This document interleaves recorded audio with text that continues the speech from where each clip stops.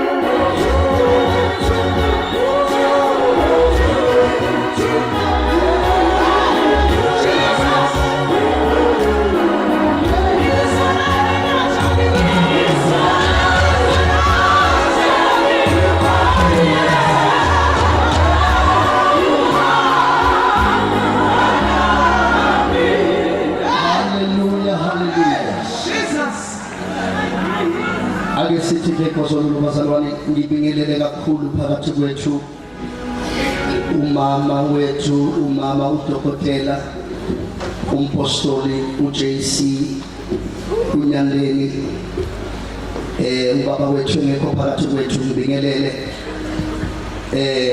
ubaba umpostoli uNyandeni ngibingelele usihlalo wentshukumo executive yonke ngibingelele ubuholi bonke bentshukumo praise and worship izinceku zonke zikaThixo zikhona phakathi kwethu i-fivefold yonke ihlangene ngiyabingelele igama lenkosi yethu Jesu Kristu ngibingelele umakoti wewundlu abantu abathengwa ngenani eliphakeme ngibingelele abantu abathengwa ngenxeba egama lenkosi yethu Jesu Kristu uNkulunkulu senzele umusa ukuthi sibelana namhlanje kuseni Apostoli yavuka nje inhlizweni yami ukuthi lento kaNkulunkulu inamandla lento kaNkulunkulu iyaphila simbonge kakhulu uNkulunkulu bazalwane igalelo intshukumo elenza ezimpilweni zethu bengifakaza izolo sikhuluma lapha sizinceku ngithi ngiphuma lapha eEastern Cape Alice now nangifika khona lapha bazongilanda sengifuna ukunderstand ukuthi bangaze laphi ngoba phela angikhumbuli ngihlangana nabo ngibuze umfundisi ukuthi ungaze laphi yathi hayi awaziwa yimina kahle kahle umfundisi temile bengakwazi waziwa ile insizwa leyona yathi hayi khona indoda le eKZN nake sibizize ngala uma ngibuza ukuthi wena ke ungaze laphi wathi ngivazele intshukumelo asengithi hayi ube ufike nje ngoba phela izeke abantu bebaningi kodwa nalento ukuthi lobuso angaze ngikubone athi kimi hayi angaze ngifike nami entshukumelo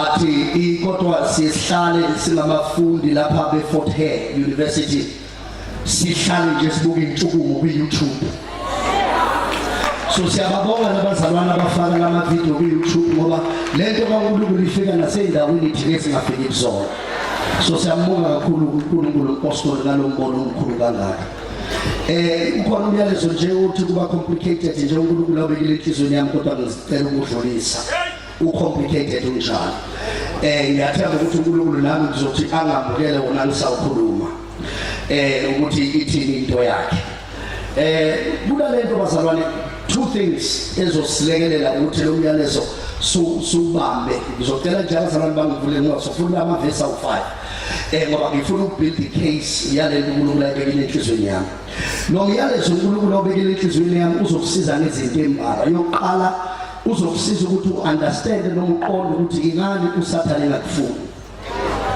lokho nje kodwa nje ukuthi kahle kahle ngiliselani ngoba ngeke uze uyithole wena impendulo ngokubuza uNkulunkulu ingani uSathane kulwisa impendulo uzoyithola wena ngezimo udlula kuzona ukuthi nayi lento ezokuthi ulwiswe and number 2 so understandile ukuthi ulwiselani lo myalezo ukusize nje uconfirma lento ukuthi isiprophet esiphumile la sokuthi kholwani ukuthi nginqobele kholwani ukuthi nginqobele asibona abantu abazama ukunqoba sinqotshelwe asizama sitabalaza siphatanisi asizami sishumayela ngoba sizama ukunqoba sidumisa ukuthi sinqobe sidumisa ngoba vele sesinqobile ngale ukuthi sesinqobile singaphezulu kwabanqobi na umyalezo umfushanyana nje uthi there is a spot kunendawo asifunde uGenesis chapter 2 verse 15 ngicela umunye asivulele khona la abangisiza ukufunda Psalm 37 verse 4 uPsalm 39 amahubo 139 verse 16 no Revelations Psalm chapter 20 verse 12 noMshumayeli chapter 10 verse 4 ziningi kakhulu okay asiqale uGenesis 2:5 uthi ka nje Genesis chapter 2 verse 15 sorry Genesis chapter 2 verse 15 uJehova uNkulunkulu wayesemthatha umuntu wambeka ensimini yase-Eden ukuba ayilime ayigcine. uJehova uNkulunkulu wamthatha umuntu wayesembeka ensimini yase-Edeni. Wambeka ensimini yase-Edeni ukuze enze njani? Ayilime. Futhi enze njani? Ayigcine. Funda uPsalm 37 verse 4. Amahubo 37 verse 4.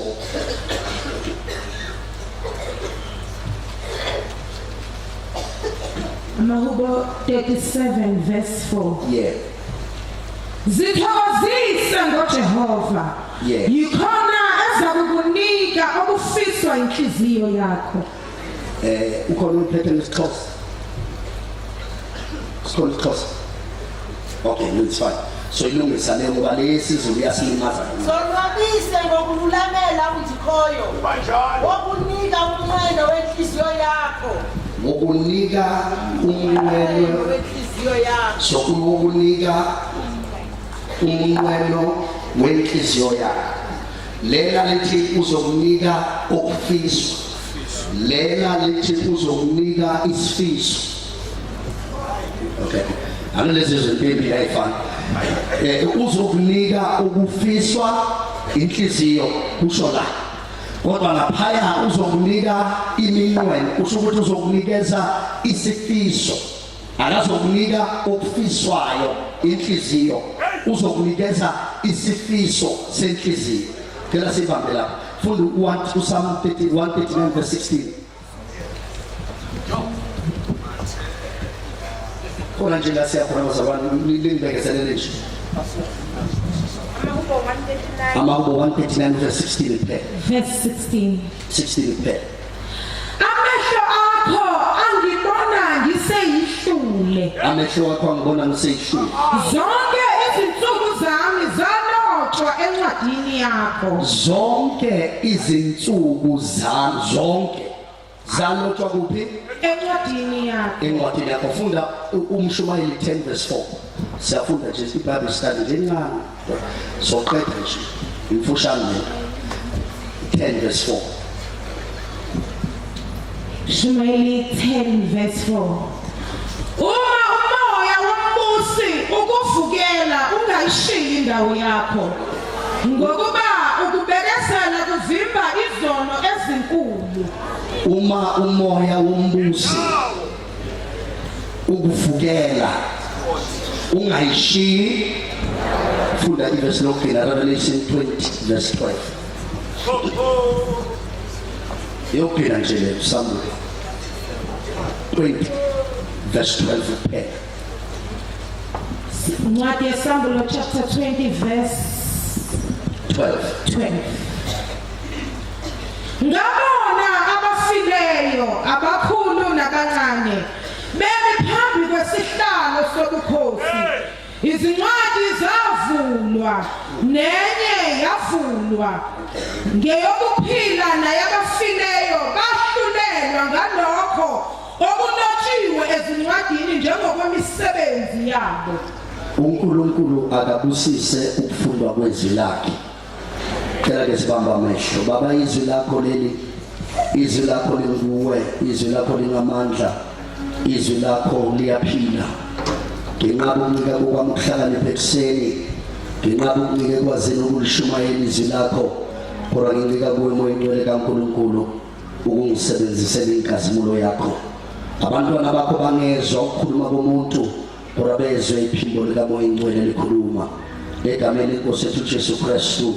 Amen and amen. Kunalento ke bathandekayo sibanga nalomuntu noma le ndoda esibiza ngokuthi uSathane.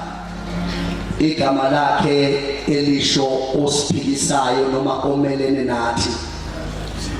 uNkulunkulu ngesikhathi edala uAdam, lithi iBhayibheli wayelenhloso uNkulunkulu yokuthi uAdam abuse indalo yonke.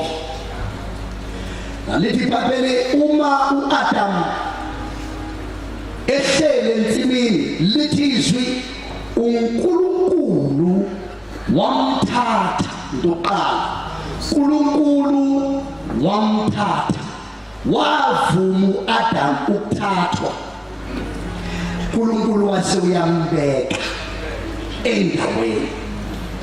Now lempi uAdam ayilwayo ensimini ihlangene nale ndawo abekwe kuyo, ngoba le ndawo kunezinto ezingakwazi ukwenzeka umuntu engekho kuyo.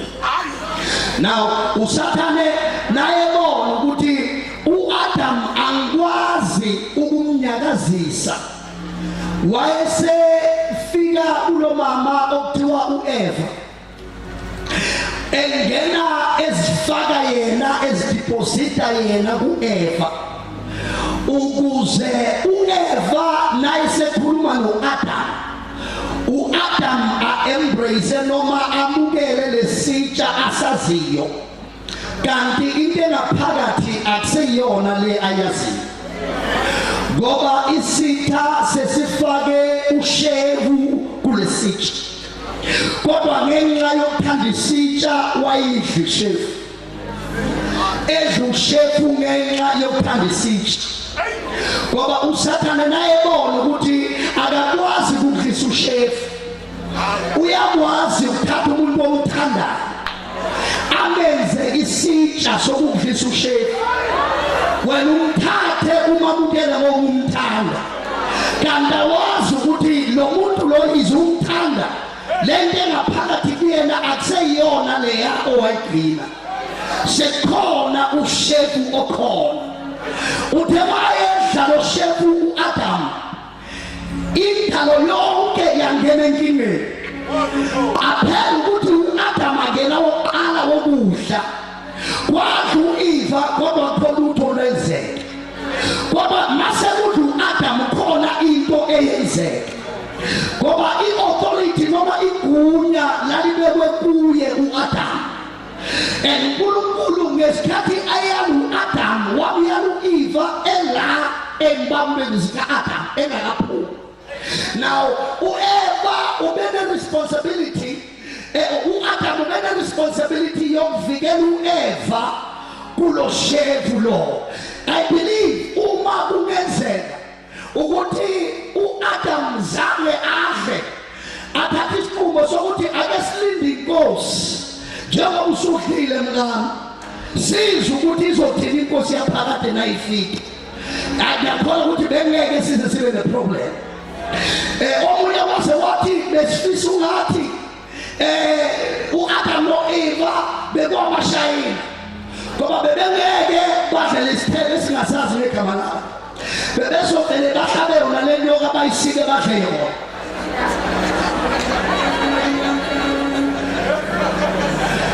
Into ensimini yase-Edeni yoniwa ngokudla, okwesibili yoniwa ngesihlahla, kodwa manje isona ngesihlahla, kanti uNkulunkulu nalento ukuthi khona isihlahla esinye esizayo esizolungisa umonakalo ka-Adam. Lesihlahla isihlahla saseKalvari, la khona kuyobethelwa khona inkosi yamakhosi. Okokuqala izinto zonakala ngaye uEva, kanti uNkulunkulu necebo lokuthi kunoGenesis chapter 3 verse 15 uthi uGenesis imbewu yowesifazane izogqoboza ikhanda lenyoka. Kodwa kisiye sikhuluma iqiniso, emhlaba abanye sebeke bayizwa le ndaba. Iqiniso lithi umuntu wesifazane akanayo imbewu, akanayo umuntu wesifazane imbewu. Imbewu ivela endodeni. Ingakho egazini lakho akulona igazi lama wakho okuzalayo, igazi likababa wakho, ngoba emthanjeni yakho kuhamba igazi lababa wakho. Ingakho isibongo sishintsha, sishintshisa ukuthi igazi noma umama ewumashabalala noma ewumamkhize noma umadlamini. Iqiniso lithi igazi elihamba lana emthanjeni yakho akulona igazi lamama okuzalayo, igazi elivela kuyise. uNkulunkulu enza kanjalo. uNkulunkulu uyenza iprovision, ubenza iprovision yokuthi njengoba uEva kuyena lento engene ngaye, kunomuntu wesifazane ozofika in years to come, igama lakhe uMaria. Manje uMaria uzosilekelela ukuthi asikhiphe kule nkinga esafakwa kuyo uEva. Nani na ukuthi uThixo ahlale esibelethweni sikaMaria. Uyohlala kanjani uThixo? Number 1, uJesu ukuze ahluke kubo bonke abantu uzomela ngene kuvaliwe. Uzomela ngene kwenzenjani bazalwane? Kuvaliwe. Ngoba zonke esizelwe owesifazane kune-veil eyahasuka ukuze kube ne-conception. Kodwa uJesu akho veil. uMaria bekusavaliwe, kodwa uJesu ephula ngaphakathi. Yingakho nasimbona esengena emathuneni, esephume ethuneni, ithuna lalingavulelwe ukuthi uJesu aphume kulo. Yazi nani na? Ingoba naye efika la abafundi bekhona, iminyango ivaliwe, amafestela avaliwe, bamuzwe sebabingelela ethi ukuthula akube nani. Akayiqalanga lapho lento kungena endaweni esivaliwe, wayiqala lento ngentombazanyana uMaria, kwathi kuvaliwe bamthola ephula ngaphakathi. uNkulunkulu behlela ukuthi igazi likaMaria lingamixi negazi likaJesu. Yingakho uNkulunkulu esesho ukuthi igazi lowesifazane alimixi negazi lengane. Okay, biologically proven, ayikho ingane enegazi likaMawayo, igazi livela kubaba. Ilentezi ukuthi umuntu wesifazane o-HIV negative o-HIV positive ayizali ingane e-HIV negative, yize igciwane lihlasela igazi, ngoba igazi lengane aliveli kumama. Ngoba ukuba igazi livela kumama lengeke sikwazi ukusindiswa, ngoba igazi likaMaria belizobe limixwe negazi likaJesu. Kanti igazi likaMaria igazi lesoni, kwakanti ukuthi manje sekufuneka igazi elingaphezu kwawonke amagazi. uNkulunkulu wathi sengizolethelani igazi manje ukuzoxazulula le nkinga abakiyo. Kodwa le nto uNkulunkulu ihlala nje emaphakatheni, soyibona ngesikhathi. Qaphela, awusize kuyingcwele kuseni, baqaphela uNkulunkulu eselungisa le problem, ezolungisa inkinga le. Usethi uNkulunkulu lokulungile, angeke isikhathi abasebanikeza asinikeza umthetho uNkulunkulu. Sibona izinto zenzeka, you already know the story. Ngiyasazi isitori bazalwane, angifuna ukungena kakhulu kuso ngendaba yokwambulwa kaJesu kwiTestamente elidala. Kodwa qaphela, uJesu njengoba ezofika uzokwenzani? Uzela ukufa. Uzofela ntoni na? Uzofela abantu. Kodwa manje problem la, ufe kodwa esefile. Yingakho bebengakwazi ukumthusa ngokufa, ngoba ukwazi ukuthusa umuntu ofile ngokufa. Basalwane, akafana 2000 years ago. No. Uthi uJohane bayibona, ngabona imundela hlatha umhlaba uyakasekela. Manje ngesikhathi ezala uJesu uzalwa nje sekade wafa emaphakatheni, umhlaba uyakasekela. That is why awukwazi ukumthusa umuntu ofile ngokufa. Ubesefile, yiyona into abeyizele ukuzolungisa. And the final thing uNkulunkulu ufuna ukusipha ukuphila, kodwa akasinikeza ukuphila ngokuphila, usinikeza ukuphila ngokufa. uJesu njengoba sithi inyanga yethu elapha imiphefumulo yethu elapha izifo zethu akanayo ihealing unemvimbo. Kodwa kulemvimbo kunehealing. Ngesikhathi uSathane eshaya uJesu ubephilisa thina. Ngesikhathi bemshaya saphila. Ngesikhathi bemshaya saphila. Wopha igazi saphila. Ingakho nawe uNkulunkulu uthe mayishumayela umkhathi wathi ukulibala into yasekhaya. Why? Ngoba nawe uzolinyaza ukuthi baphila baseduze kwakho. Awushayelwa wena ushayelwa abanye ukuze bazophuza emanqebeni akho. Oh shaka mandolo bosika Zemandolo bokotole bosika. Now watch this. Watch. Awusethu uNkulunkulu. Ngifuna uJesu azolungisa indawo. Ngoba indawo uAdam wasuswa kuyo. Adam wasuswa kwi-sport. Why esuswa kule sport? Bamba sengizoqeda. Why esuswa kule sport? Ngoba le sport akusona nje i-sport, ayona nje indawo. Le ndawo uma ekuyo kunezinto ezenzakalayo. Ziyenzeka kuphela uma esendaweni. Ngoba leli gama leli elithi Eden lisho delight, indawo yentokozo.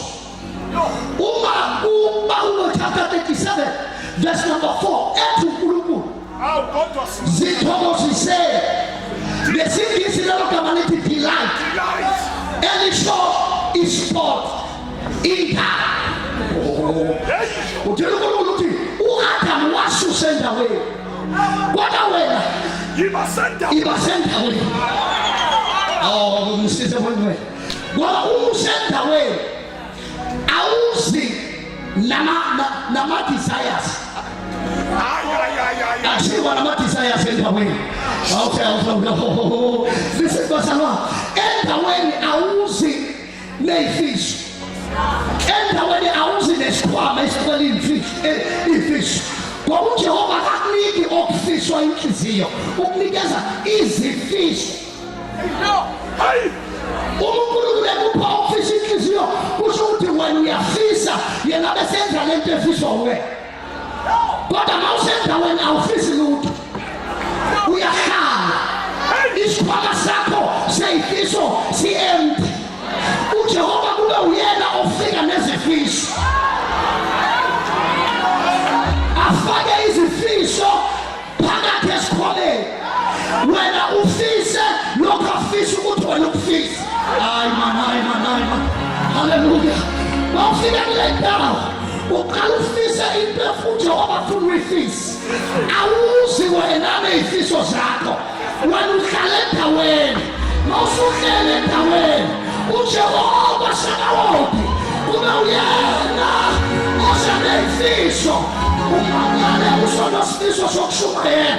Umangalo usenesifiso sokuthandaza. Umangalo usenesifiso sokwakha indlu. Umangalo usenesifiso sokuyoshumayela imiphefumulo. Awusanga nesifiso wena ubohlele endaweni uJehova weza nezifiso. Hlala endaweni akunikeze izifiso zenhliziyo yakho. Awuthemba hlala endaweni. Ibukuje zifika nje kuliwa nendawo, bahleba nje kuliwa nendawo, bayakuzonda kuliwa nendawo, bakhuluma kabi ngawe kuliwa nendawo, abafuni nje kuliwa nendawo, baphefumulelayo siyahlala endaweni. Njengoba siyahlala endaweni, uyahlala endaweni, sihlala isinyembezi ziyehla, sihlala sikhunga, sihlala silibele, sihlala sophikazi, sihlala sinamandla, uyahlalwa. Uma umoya wombusi univukela, ningayishinda. Uthi ngimi ngimi lapha ngimemezela ukuqoba egazini nasegameni likaJesu zifike ngapha nangapha uthi angishuki la ngoba uyanderstand ukuliwa neposition yakho lalela usathane into ezenza ukuthi akuzombe ukuthi wena wamreplace phela uyena ingelosi enkulu yendumiso wayeseyiqhenya kakhulu kanti akazi ukuthi uNkulunkulu uhlela abantu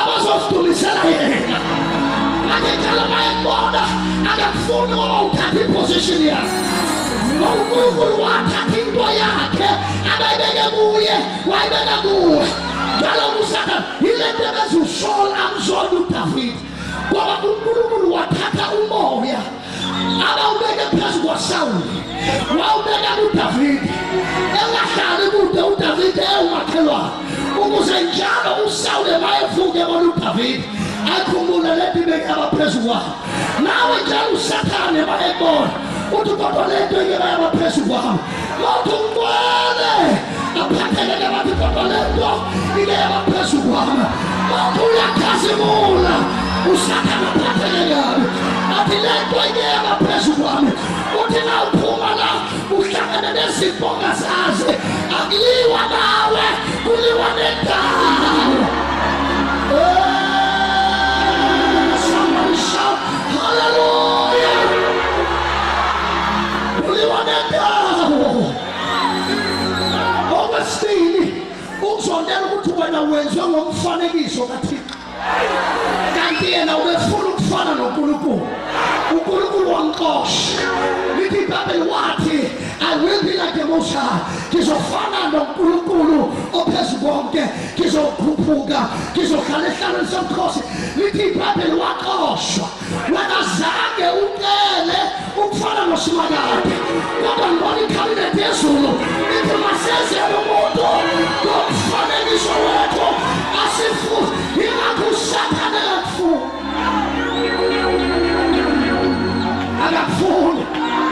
akafuni ngoba wena phela mawufuna ukuthi you are holy father uyaphinda ukuthi ngibeke kwiposition yami le mawuthakekho njengawe Thixo athi mina ngalahlabelele kanje akulethela izimpi emshadweni akulethela izimpi ebadleni akulethela izimpi ezimalini zakho uthi kenze njani awenzaka lutho uhleli emphakweni. Now watch kule ndawo awuzina lutho uzawuempty yena bese kunikeza izifihlo senhliziyo bheka watch home and this is uthi the reason engakufuni endaweni yingoba mawusale izinto uJehova afisa ukuzifisa kuzwenzeka lento ekuSamu 139 ethi ulobe zonke izinsuku zakhe zingakafiki wewe unencwadi ebhaliwe ngawe wena unencwadi kunencwadi ebhaliwe ngawe kunencwadi ebhaliwe kuleyo ncwadi akuyona lento oyibonayo manje kuleyo ncwadi kunencwadi ebhaliwe manje uSathane uyazi ukuhlela endaweni intando yakhe emazulwini izokwenzeka emhlabeni manje uSathane ufuna ukugudluza ukuze incwadi nezinsuku esibhaliwe ngawo zingafezeki. Okay, let me show you. Do you know?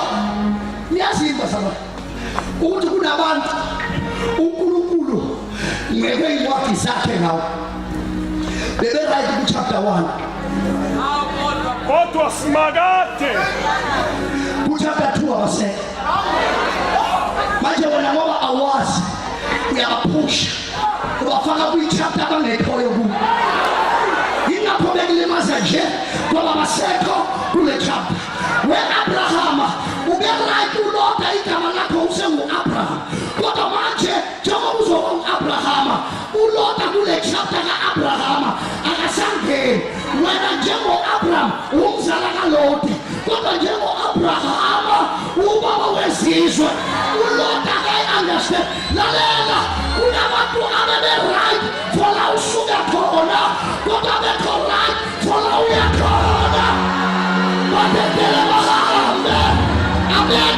chapter yempilo yakho abekho ku chapter 3 abantu be chapter 2 abona abantu bohambo abantu abasikile bazokulekelela lithi iBhayibheli thandani bonke abantu kodwa lishongo hambani nabo bonke abantu wakashotwa ameshotwe uNkulunkulu bathandele bonke kodwa zange athi hambani nabo bonke ngoba bangeyizo ukubathanda bawupoison kule nto uNkulunkulu ayifake kuwo bawupoison kuleli phupho uNkulunkulu angeke enhliziyweni yakho bawupoison abasethi uNkulunkulu bathandele kodwa nihambe nabo bonke hayi bothi ikhombise uJesu wangahambi nabo bonke uJesu benesixuku abe no 120 abe no 70 abe no 12 abe no 3 abe no 1 abe no 9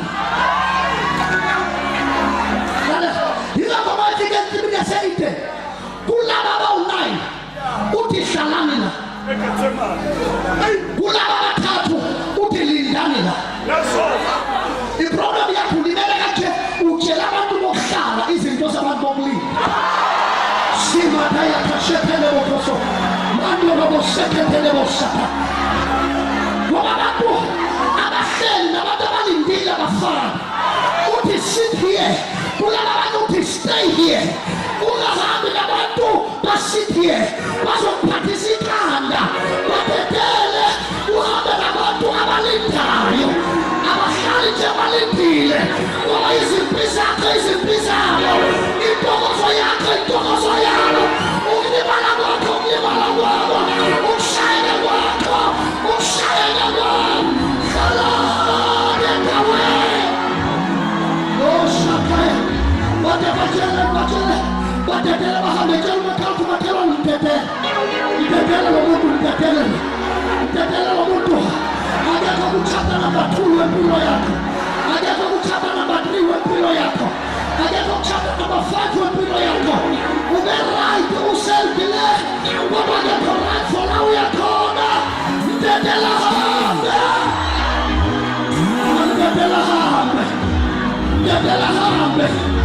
nitetele hambe musukhalela usawule olahliwe datha wena iflaske datha uphondo ugcwalisa amafutha uhambe uyopha uDavide ngoba izinyembezi zakho zigcwala amehlo ungamona uDavide ukhalela uSawule wasilana ijukumene sisemzini kaJehova uphondo lwethu lugcwala amafutha it's a new day it's a new hour usuku olusha uThixo asenzela lona asisuke endaweni sihlale endaweni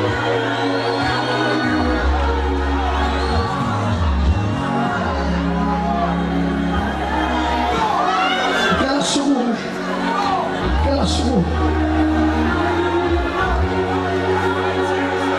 shenda bababababosha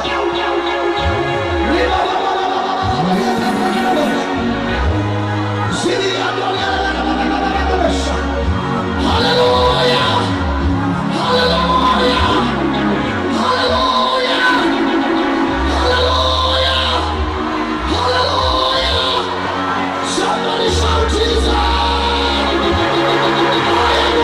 Okay, Jesus! Jehovah sinanasa, ulazindeshitale kaya. Oh, unamatimonya khaya kaya. Unamaphakatha khaya kaya. Ulazimeshitaya. Yolile matika walika Jesu. Somebody shout Jesus. Sibilia tena tena bosako. Sibilia handu tena tena bosako. Riba baba baba baba bosako. Riba baba baba bosako. Hallelujah.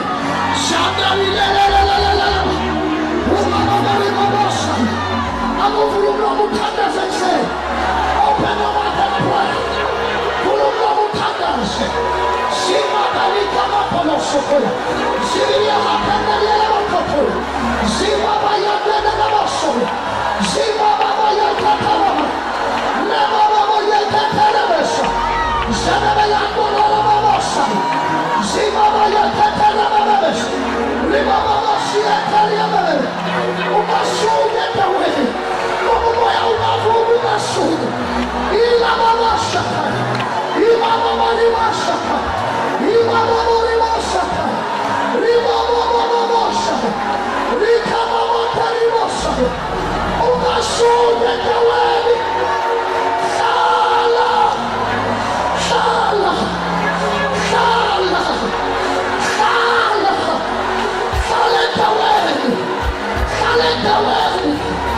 ngoba izethambiso zakhe zimile njalo makubasiwe inkanyezi, ngoba izethambiso zakhe zimile kunaphakade. Hlala stay shivaya broko zivatala matonepeka zibrendeli brokokolose zibremadoni batabasa. Awuzwa lalela umujayiru efika kuJesu uthi ahambe nawe ngoba undodakazi wami uyakhula. Kodwa uma kufika ngeSenturion uthi uJesu asihambe, iSenturion lithi hayi alidingile ukuhamba nawe, indoda enegunya. Makithi kulo yahamba uyahamba, makithi kulo uhamba uyahamba, kodwa udingile uze uye ekhaya. Wena khuluma izwi,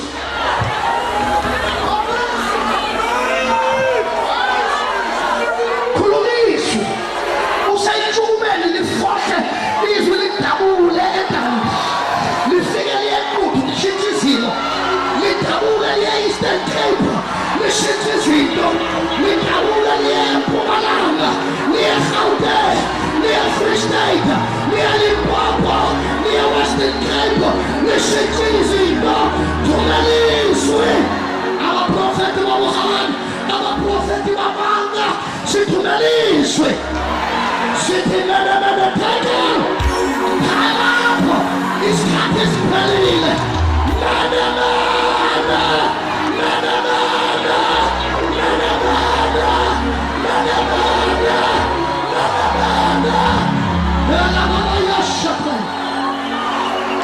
Thumela izwi,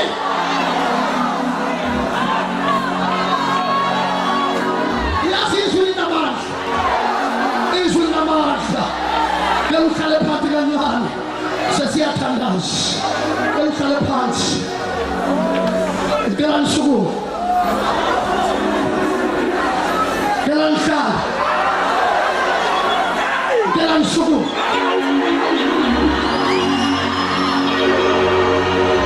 Haleluya, angibambanga muntu, ngikhulume izwi nahlala, ngikhulume izwi naphakama. Tshela isibali sakho, phakama. Tshela umshado wakho, phakama. Tshela umbono wakho, phakama. Tshela ingebezo yakho, phakama. Phakama, phakama. Yala washa.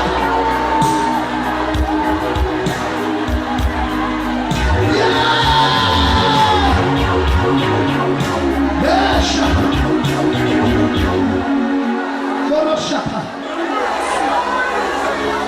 Sulumisho. Lalela. Uyazi mhlobo wami. Into eyenza uJesu aqalekise isihlahla somkhiwane. Ingoba asikwazanga ukumrecognize. Ngoba lithi iBhayibheli wayecabanga ukuthi ukhona into azoyithola. Kodwa manje akuyona isizini yamafruit.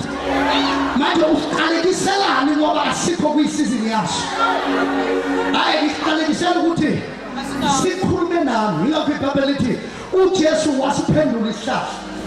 Asazi ukuthi uJesu bekhuluma nesihlahla bethi, kodwa waphendula isihlahla wathi akekho ozophinde adle kuwo. Ngithi Nkosi yini uqalekisa? Uthi asingibone ukuthi konke kwavela na. Noma ngabe isizini yamafruit ayikho, mani wadinga kumele yo isihlahla sithi we mdali ayona isizini, kodwa wena womdala khipha lento ayifunayo.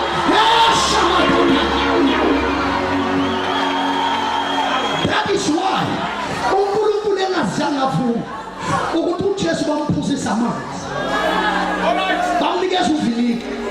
Ngoba uNkulunkulu engafuna aphuza amanzi, ngoba ubelenga esiphambanweni for a long time, dehydrated, engesenalutho. Kodwa uNkulunkulu wathi angifuni bamphuzisa amanzi, ngizovala inhliziyo zabo bangamnikeza amanzi, ukuze isotsha malifika limhlaba ohlangothini lento abangamnikanga yona abayibona iphupho. Shemeriyosha lento ayikhona phakathi kuwe, bakulisha njalo ngoba ingaphakathi kuwe.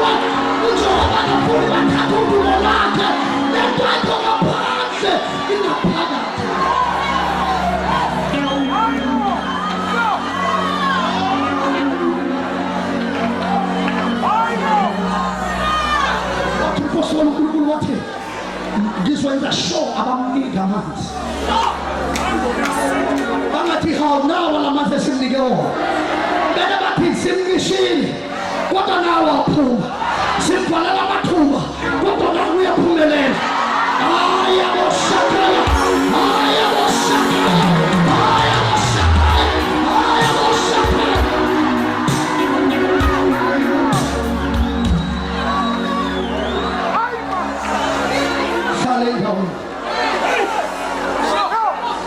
ungasuki ngoba izwi linamandla yazi inkosi abantu abantu la basaba ukuvala inyama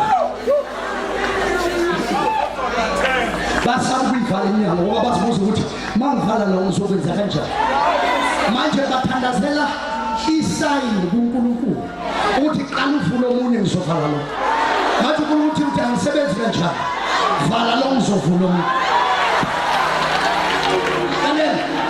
Maya kwa Nedbank